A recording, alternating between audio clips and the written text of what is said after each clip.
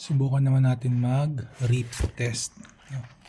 Medyo naku-curious din kasi ako kung totoo ba yung sinasabi nila na meron sa bawat card in the middle. Ito guys, yung sa anak ko na binder, yung nasa likod niya mga fake cards, yan yung binili ko dati. Para lang malaan ko kung talagang may interest ba sila sa Pokemon. Ito yung fake cards guys. Wala. Try naman natin dito.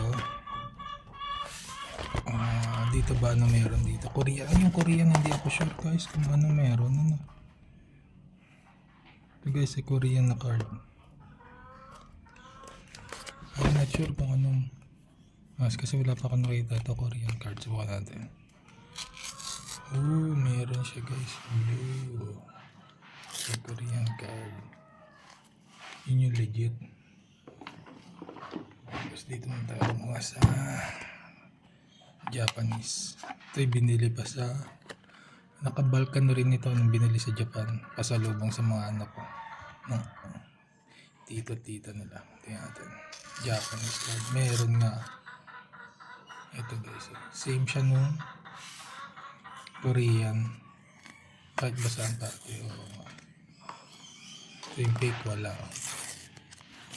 Tapos ito Korean card. Meron. Almost same siya ng Japanese. Makuha naman tayo dito sa English card. Sino kaya?